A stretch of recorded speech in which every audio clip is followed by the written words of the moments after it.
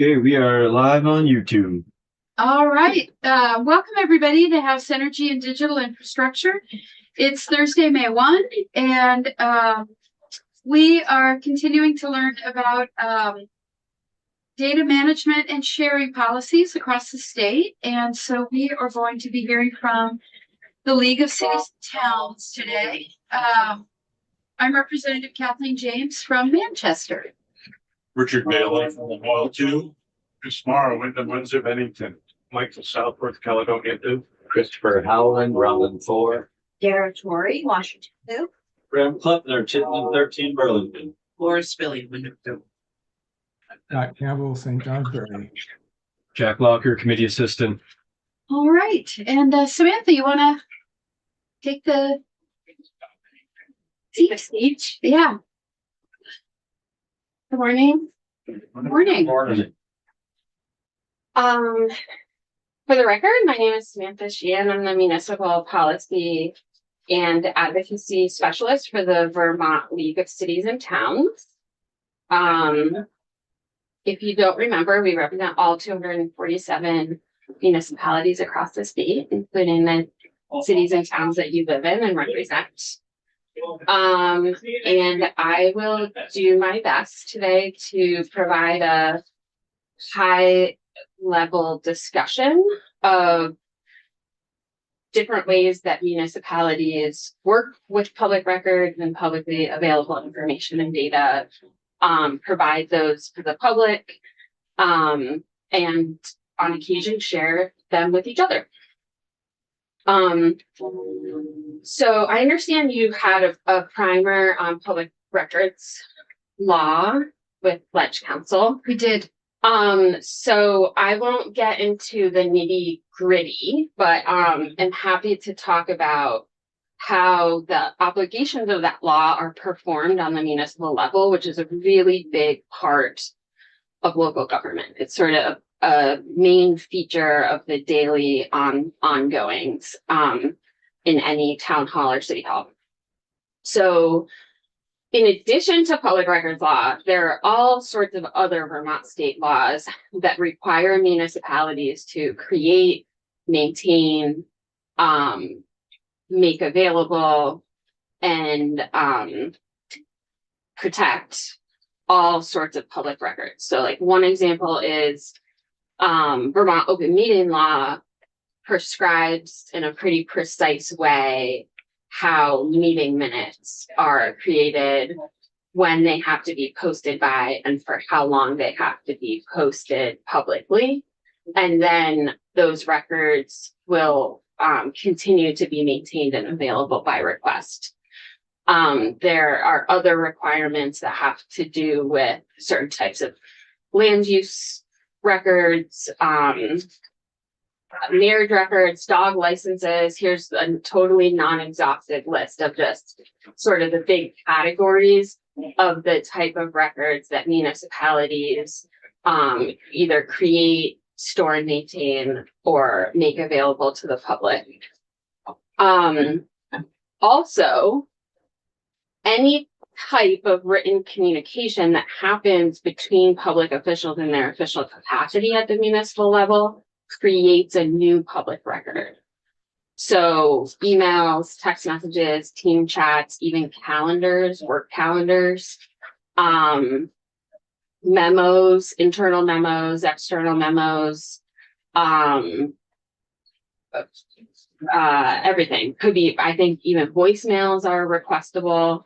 And so all of those records that get generated just in the course of doing business, whether you're a volunteer appointed planning commissioner or the town manager, all of those records are also maintained, and the municipality has custody over those records, and they are available to the public on request.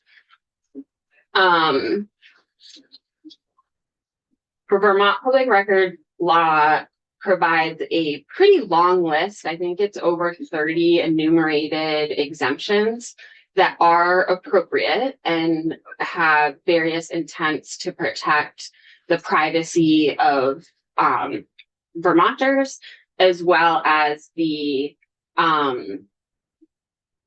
sort of potential fiduciary risks of the municipal corporation, and other aspects of the public interest.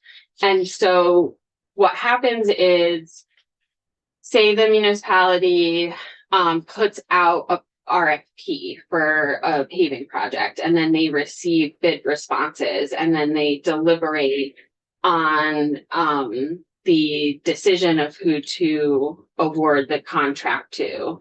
And then that contract is awarded and executed. They've created this trail of public records interactions that a member of the public then may say, I would like every communication, document, external or internal, related to the paving project on Main Street between May 1st and June 1st. Then a municipal official has to gather the records that are subject to that request. If the record does not exist, they don't have to generate it. So a lot of times there will be a records request that's like, I want a list of every bid. But if no one ever made a list of every bid, they don't have to go make one. Did we hear yesterday? I thought there was some sort of thing that maybe Tucker said about you can say we don't have to create it if it doesn't exist, but the person can pay for it or something. Am I dreaming? I don't remember that. Okay, never mind. Yeah, Think you were thinking copies versus review of the record, Okay, yeah, you all right. Inspection. inspection. Inspection. All right, thanks. Yeah, exactly. So once those records are assembled, if they exist and are subject to the request, then someone also has to go through them and make sure that nothing should be redacted or withheld. So contract negotiations are redactable, and should be redactable, because if a member of the public learned the sort of negotiating terms of the municipal corporate, they could use that against the municipal corporate in a future contract negotiation, right? So someone has to sit there, they have to understand public records law, they have to apply public records law over the records that they have amassed for the request. They have to redact or withhold them as appropriate. And then they have to make those records available for inspection or provide copies of them to the member of the public. They are allowed to assess a fee. However, or before I go there, I'll just highlight one, in my experience, one of these redactions that is occasionally controversial is the deliberative exemption. It is a good one. And the reason is, we want public records law and the movement of public information from inside of government to outside of government to foster trust, fact, right? Like, if we want the information to be good, reliable information, oftentimes, as you well know, in the deliberation of various policies or decision making, there might be an idea, a proposal, a number, a figure that never makes it out into the final product.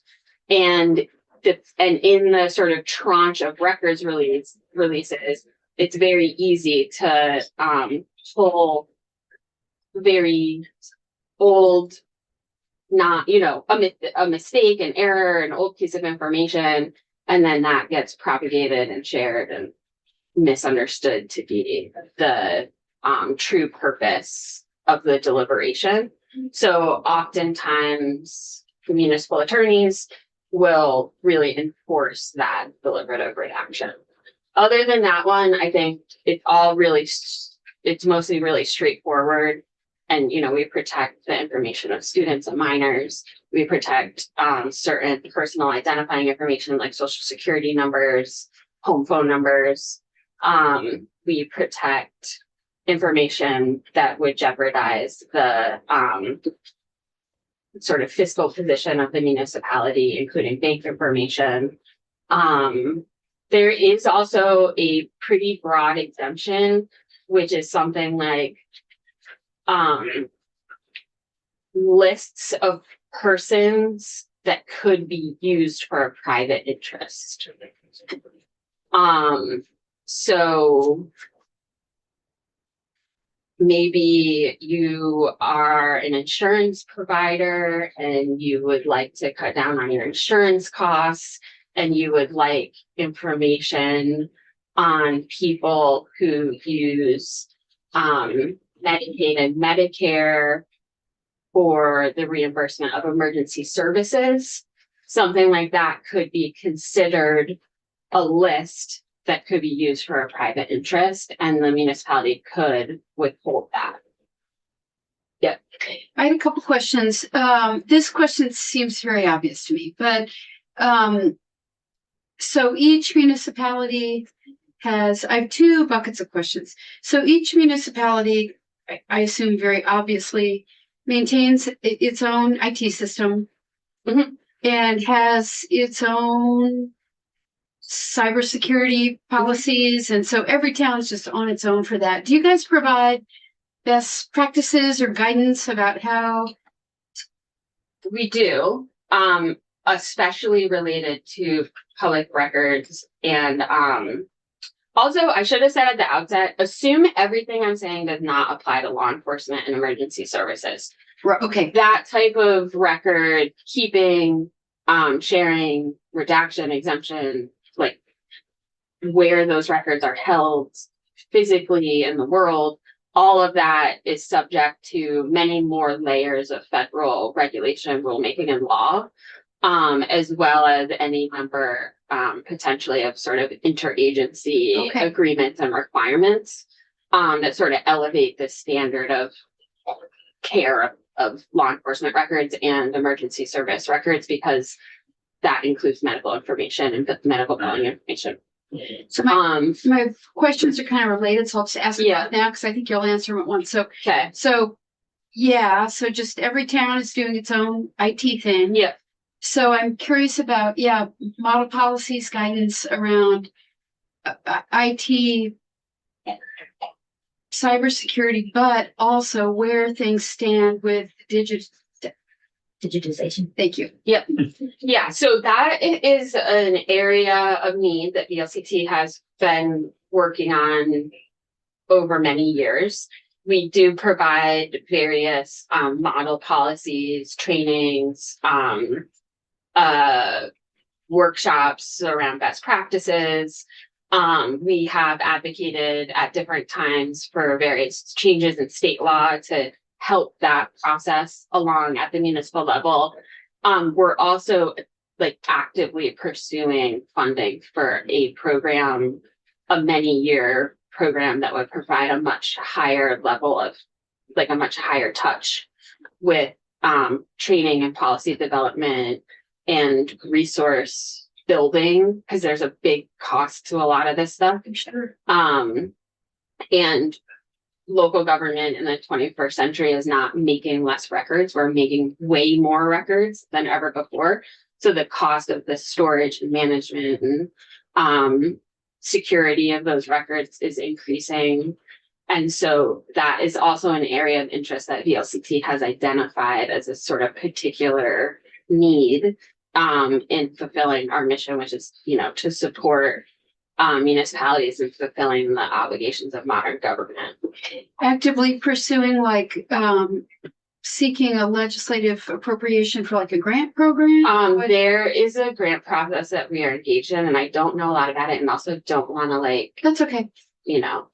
I don't know. I was just curious. Yeah, I don't know where all grants are competitive. I don't know where we are in that. I just know that that's sort of identified in the future work plan of something that VLCT is looking for more support to be able to work directly with local officials on this. Okay. Yeah. Great. Thank you. Oh yeah. So, Right. take town in my district, Belvedere, and they got a public records request. do their town attorneys do work on that, or do you assist, does your organization help them with that request? Because Either or. Yeah, so most towns don't have a town attorney. Okay, Many have an outside counsel, that they would use. well, that's what I know. Yeah, they would Yeah, try to but- not use that, they're paying like yeah, Right. yeah. So you would help them with that? Yeah. You'd have somebody on staff that would say, this is what we gotta gather. Yeah, we definitely get a lot of inquiries. So our team of municipal attorneys is called MAC for short, Municipal Assistance Center.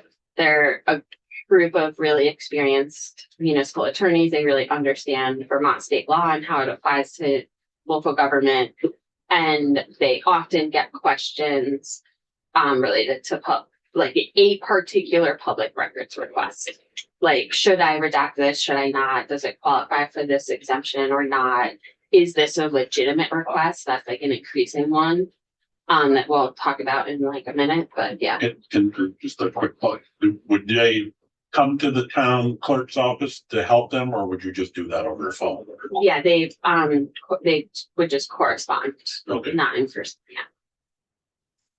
Yeah, right. Is there an order of how a request? Can a municipality mandate the order of how you make the request? In other words, the road commissioner, to get a road record, do they have to go through the clerk or treasurer? I mean, or can they make a request of a public records request of what any employee has? So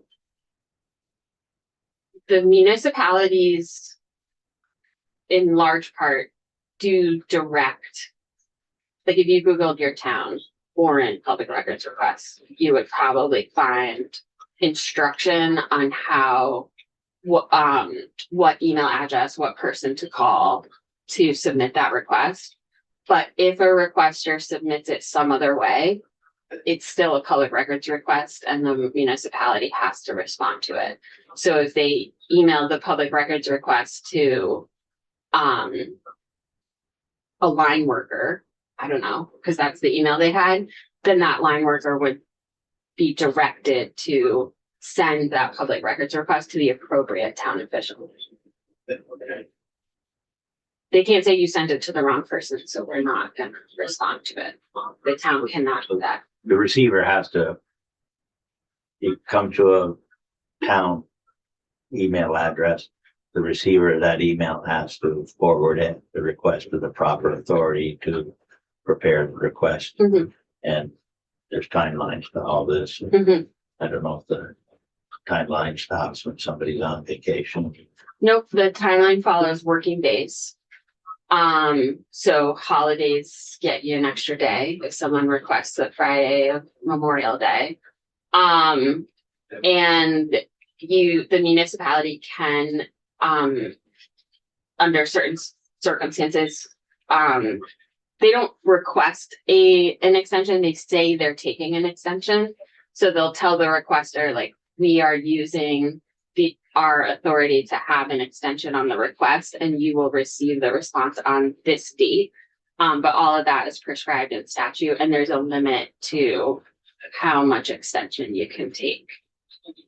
And you need to have a reason. It has to be, the reason cannot be the road commissioner is on vacation.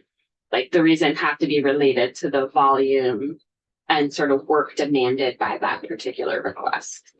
But if they send it on a Monday to the road commissioner and the road commissioner is not reading his email that week, you've got 3 days. They don't get it for 5 business days before it's read. That happens and it's a good question. I'm not sure what starts the clock as received. Like, is it read the email? Is it the email was sent? I think that's probably something often up for conversation. Yeah. And that would be I don't know if it needs policy or legislation to make sure they're protected. I would say hopefully the road commissioner's email has an autoresponder that says I'm on vacation for 2 weeks and the person gets that and says, oh, I need to ping someone else because Guess they're glad I'm not. Count on that. I guess they're glad Yeah. I'm not the road I'm like, commissioner. how many road commissioners have you now? Yeah. How many have cell Then phones? there's that. Yeah. They all have a cell phone, but Yeah. they may not read email.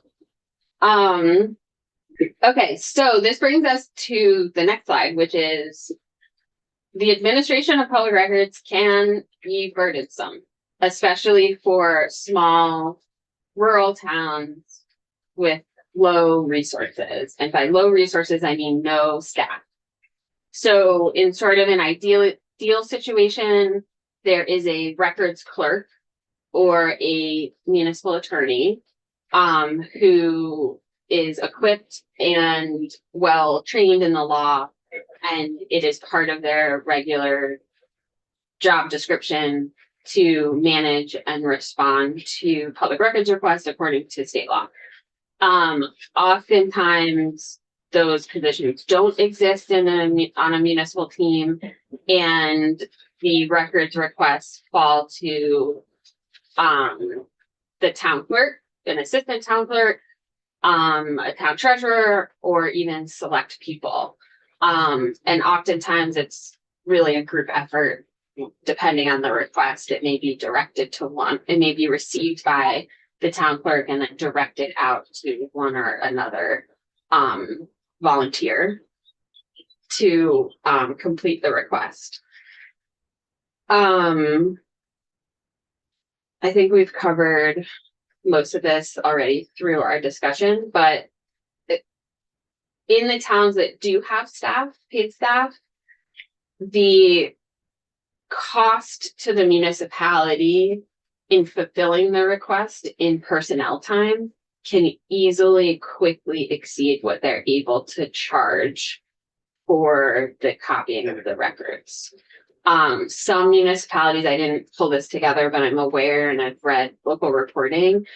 Some municipalities have begun to track this cost, and like the select board has directed the appropriate person, the records clerk, the town manager, whomever, to report regularly to the select board what those costs are monthly or quarterly. Because in some communities it's becoming a budget pressure. How prevalent is that problem? It's prevalent. Yeah. Oh. Even I worked for the city of Burlington for a period of time in the mayor's office. I engaged with the public records request on appeal, because in the city of Burlington, the appeal, the mayor decides the appeal. There were times where a request may be so broad reaching that the attorneys needed help from me. There's this like there are nuances to it. So if deliberative information, you can redact it, but if it was public already before the request came in, you can't. So oftentimes our records staff just didn't know that. They're like, this appears in the record to be deliberative because someone's saying, I have an idea, but they don't know in the scale of Burlington city government is quite large. We have 600 employees, 20 public departments. Has that been discussed and shared publicly? Because if so, we release that in the record. If that was never released publicly, we would withhold it. So I engaged at that level as well. But there were times where one public records request would have multiple attorneys, a records clerk, and mayor's office staff working on a single records request in order to be accurate, protect the public interest, and be responsive to the requester on the timeline required. And that's a lot of, those are a lot of well-paid people that are on, this is like senior staff. I guess that's maybe a takeaway I hope you have. The people who manage the public records requests are senior in whichever the form of government that you have, and however the size of the community is, you've got someone at sort of the top of town government that is managing this, not an administrative person generally. Victoria. So there's this financial risk.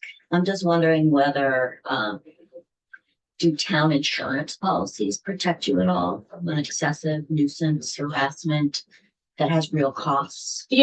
There have been some cases, there are an increasing number of cases that do go to court.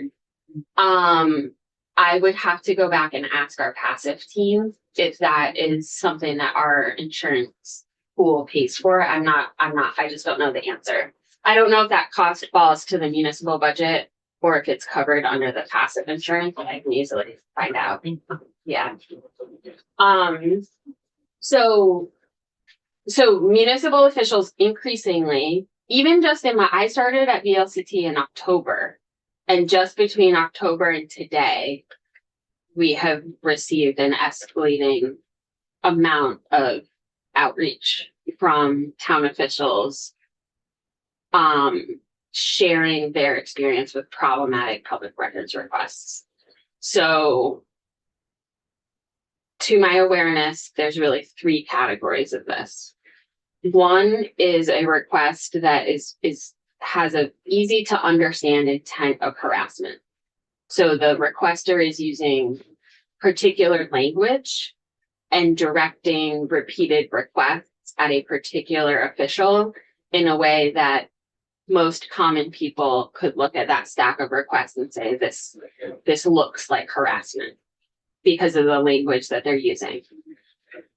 That's one category. And that official is really largely helpless to avoid that situation. And it causes a lot of angst amongst their peers, amongst their legislative body, that feels like there's not much they can do to protect that public servant from that form of harassment.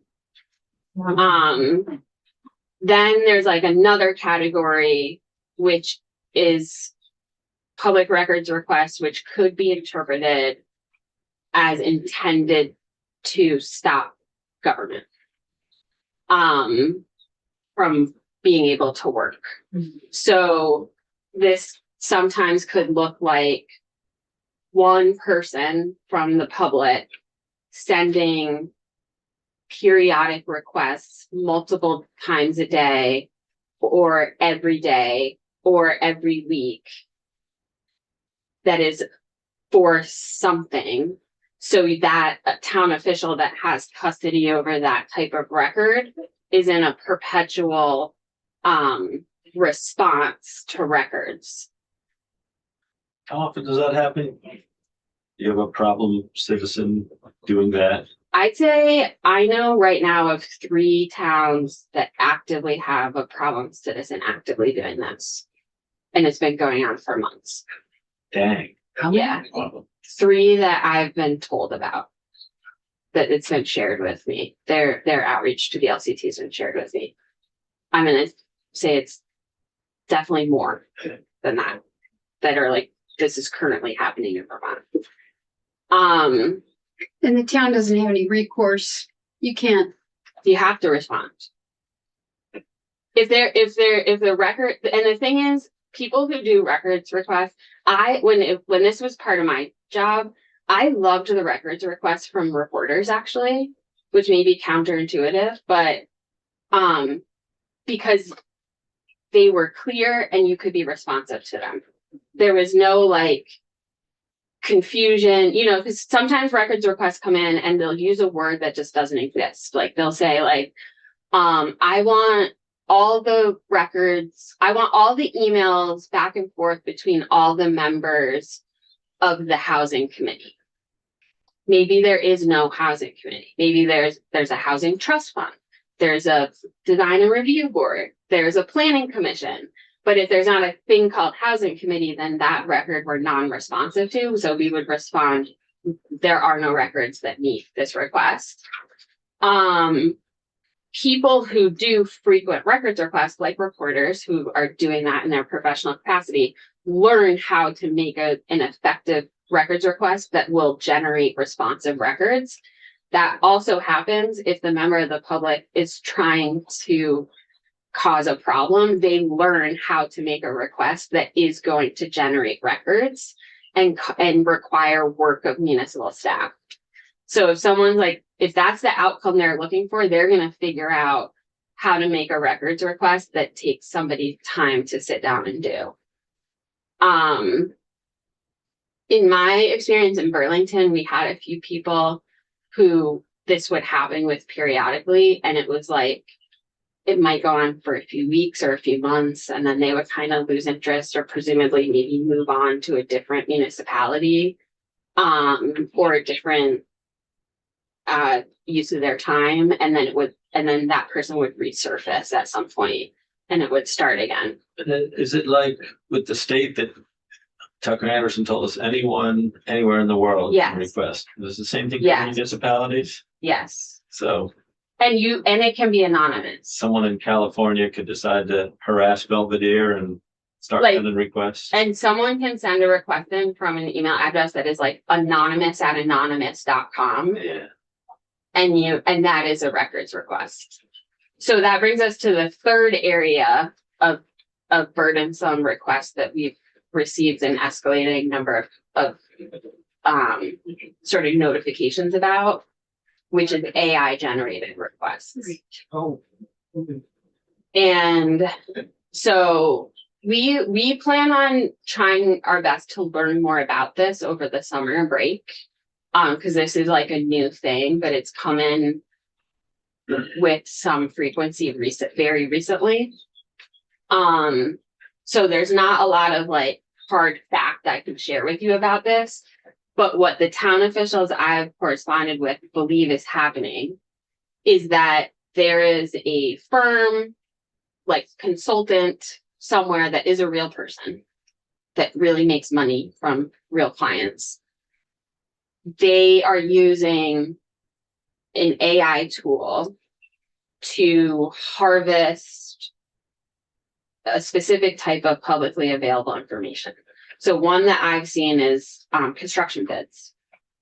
So the AI tool kind of scrapes the internet to learn about public construction projects in a particular region. It learns about, like the Main Street project, right? When you're a public body and you're going through the steps of putting a construction project into the works, this would be discussed. It would be in multiple select board meeting minutes. There would be RFPs and bids posted on the town website, subject to those select board meetings. So the AI tool learns there's a Main Street project in Gotham town, and then it generates a public records request using the state's own information that's available on the internet about how to make a public records request. And it submits that to Gotham Town on Main Street project. The real town official is responding to that and providing those records that are subject to that request. And then the AI tool takes all of those to model some type of industry model for a real client. So this is sort of potentially alarming for a number of reasons. At the end of this process, presumably, there is a real interest somewhere that is buying that information to use against a government entity. And it may or may not be that town. It may be a different town. It may be in a different state, right? But they're like harvesting and collecting information and modeling it in a way that presumably a special interest of a business somewhere will use to their own advantage against like a public works project. Yeah. I have a question. Sorry if you already explained this. Would it be an AI tool that is going on to a municipal website and just harvesting and downloading data itself? That definitely could, and I'm sure does happen. Okay, but it could also be some sort of a bot that has figured out how to submit a public records request. That's what we believe is happening. And I think And how would you know? Is it like an email arrives or an online form? an email arrives. I've seen a couple of these. This happened in my town. Like my select board person like pulled me aside and was like, "We don't know what to do." And I was like, "Call Matt. Call Matt." So what did it? So it looks like a bot wrote a public records request. Like that's what it looked like. It's like, hi, I am a person. Like, Right, you know, like, right. yeah, it literally says like at the bottom, I it am a was, human. yeah, it's like, is US citizen, right? Like, you must reply to me is US citizen. Like, so, like, it's like, and, yeah, and then some town officials have done their best to try to back research that email address, that domain, that subject area, and they think they have identified these like firms that literally say like, we're using AI, you should hire us. Yeah. And they have no recourse. No. Because again, you can get a public records request with, Sure. you know, anonymous@anonymous.com. You have to respond to it. I'm sorry, go ahead. No, is this state law or federal law? Public records law is state law. I was just gonna say, I expect AI will get better at writing those emails so that at some point Yeah. you won't be able to tell, Probably. like next week. So sorry, I'm gonna speed up. This is like fun. I love talking about it. I realize I'm gonna be late to my next Okay. date across the hall. So let me read this really quick. We've talked about this. Oh, okay. Some municipalities have an open data policy that articulates how the different departments and officials in that town should manage data that is public information. Again, not data that should be protected according to state law, but data that is subject to public records. Some municipalities have a policy in place that prescribes how to manage the sharing of that information with the public for the public benefit. More municipalities don't have that policy, but try their best to do that anyway. So some examples, when I worked at the city of Burlington, so the city of Burlington does have an open data policy. I think it's been in place since around 2014. And they make downloadable data available to all different types of people and you know, academic institutions.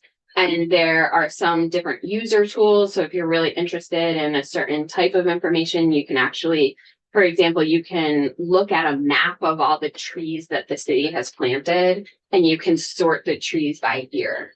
So if that's like something you really want to understand better, that's information that's available. What's sort of more typical is that municipalities will do this for a specific type of like priority. So a good example is like the grand list. Like a lot of municipalities have created proactively a type of online tool so that their constituents can at any time go in and understand what's happening with the grand list, what's happening with the grand list over time, how a particular parcel has changed in valuation, and what other types of land record information is attached to a particular parcel. And that might be like one sort of area of policy or local government that the municipality does a lot of work to having really transparent access to that type of data. And we've covered these other two already. So lastly, the chair asked me about the practice of municipalities selling data. Anecdotally, I asked around among my colleagues, but I've never heard of this. I've never heard of a Vermont municipality selling data. I don't necessarily know why that is. I speculate that is because we follow public records law. And so even if there is a data portal or a spreadsheet available for download, whether you're a UVM student or a Cal State student, like that information is available to you because of public records law. You could request it anyway, and the municipality would have to provide it. There is data, as we've discussed, that the municipality should not share and does not share as prescribed by public records law. And that information is withheld even through a public records request. It's certainly not like promoted on the town website. There is different types of data sharing agreements, intergovernmental. And in some cases, those data sharing agreements include very confidential information. So think about like DCF and the critical work of DCF. They may have an interagency partner that is a municipal agency. They may create a data sharing agreement for the purpose of providing a particular service to a particular population or person. But that data agreement protects the confidentiality of that information as it should. This happens a lot between law enforcement, you know, AFT, FBI, Homeland Security, local police, state police, so on. Something that is definitely happening and has been happening for a while is that a municipality may hire a consultant or firm or nonprofit research group, may even sort of provide a grant to an academic institution in order to go out and collect a certain type of data for the purpose of developing or understanding policy. They may do this through surveys, polls, research, and they also may, it's certainly easier and faster that if that data exists because it is important to a particular sector of industry or a particular type of institution, then the municipality may go see, can we just buy that? Or first they'll say, will you share that with us in the interest of the public good? And then if that is not an option, then they may say, can we just buy this information from you so we can have it and we can build a good policy? I'm sorry, Scott has his hand. Oh, Rep sorry. Campbell? Yeah, Apologies. thank you. Thanks, Rich. Rep Bailey. If there, but so- it's a very tiny little square. Oh, okay. I was going to just jump in.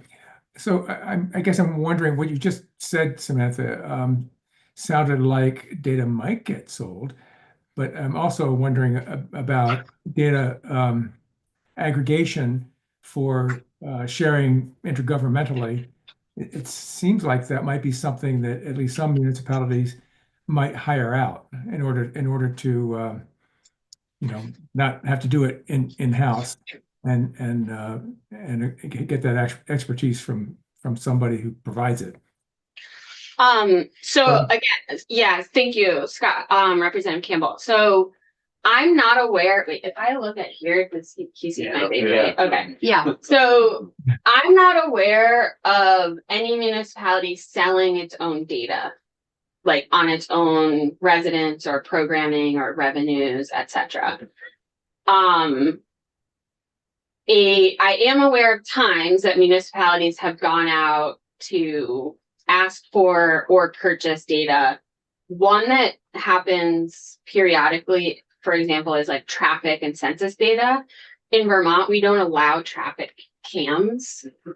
And so if you're looking at doing a transportation project and you're going through NEPA review, you actually have to know the traffic census and the pedestrian census.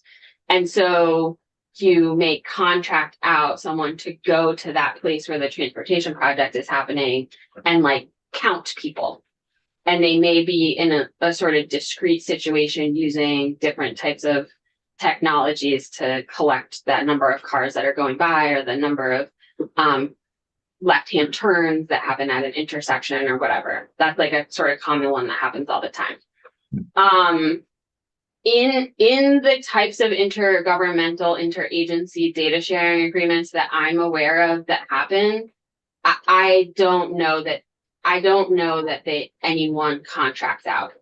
These are records in the like that's sort of the purpose of the agreement, the sharing agreement, because one municipality has records that are in the custody of that municipality that they have a duty to manage according to the law, federal law or state law. And in order to fulfill their purpose, they may need to share them with another entity, but they want to make sure that entity is not violating the obligations of that municipality. If that makes sense. So they're definitely not saying we'll hire a third-party non-governmental organization to just do that for us. They may be using a software like Valcor, which is what police departments use generally for dispatch records. And definitely in that situation, there would be very strict data protection clauses in that relationship, that contract with that software as well. Yeah, I guess that's what I'm wondering about is, so if a municipality was, and if this hasn't happened yet, it seems like it will. And municipalities asked to provide a certain set of data to the state police or whoever. And the state police have a format that they want that data in. And the municipalities, keep their records in a different format. But they are required to provide that information in the format the state police want. Would they just, let's say, use Valcor to send their data to Valcor and then have Valcor put the data into the correct format for the state police? Or is it a matter of Valcor is a program that a municipality would download and then use in-house in order to accumulate that data for the police? You understand what I'm saying? I do. So I think if there's a concern that municipalities are taking confidential information and using like Chat GPT to manipulate it, a third like party. that, I'm not going to say that never happens. If that's happening with law enforcement data, that violates layers of regulation. That would violate the rules of the department, that would violate the rules of the municipality, that would violate numerous areas of state law, and that would violate numerous federal regulation as well. So I certainly am not like omnipresent in the law enforcement agencies of Vermont. I can't say it's never happened before. It would be exceedingly rare that would happen, and it would be. Point is, it's already prohibited. We don't need to do anything about it. Yeah. It's absolutely prohibited. In other types of, maybe that's more of a risk with other types of public information. It could happen that a town official is not aware that a certain data set should be withheld from the public and so should not be used on non-secure platforms, such as like, like when I come in and testify, I use Microsoft products to like make graphs so I can show you all a graph, right? I'm not using confidential data that should be withheld from the public under the law, but there are town officials that do manage that type of information. Maybe there's a risk there, but I think what we would want, this is why we've sort of identified this need to enhance the training and development of best practice and development of policy and sort of workforce development at the local level and resources so municipalities can buy their own in-house tools to do this type of work so that doesn't happen. But certainly there's an outside risk of that happening. But this is an area of public service that town officials take very seriously and is a really core function of their role. So I guess the summary question is, do you see any gap that need to be plugged? Or if you don't now, if that's something that you would keep in mind and let us know about? Yeah, I don't see a gap in the law right now. Although, except in this sort of future frontier of like records requests coming from anywhere, anytime, any day, any hour of the night, any country in the world. That's, I think, a place we need to be thoughtful in terms of policy. How do we protect transparency and the sort of rightful access to public documents without creating a sort of perverse situation where we're like really sending information to like foes and to robots, right? Like there's probably a new line that needs to be drawn at some point in the future. There's definitely a gap at the resource level. I mean, that's, I feel like I say that in every committee on every bill. But that's something we've like identified, we're working on, we would love to. come That's a back. different gap. That's a different Yeah, gap. yeah, we'd love to come back in sort of future sessions and work through that. How do we build that, how do we address the skills gap for modern government and the modern safe, responsible management of public information? And how do we solve the resource gap, which is like paying for storage of these records into the future and preserving them for the future?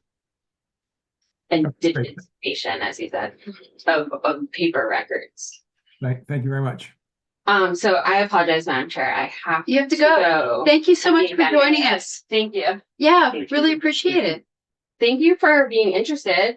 We are interested. This is like such a niche part of my life and my career that is important to all town officials. It's really great that you have an interest in it. Yeah, thank you for being here. So folks, we can go off live and we have a gap. So we're not back until 11, right, Jeff?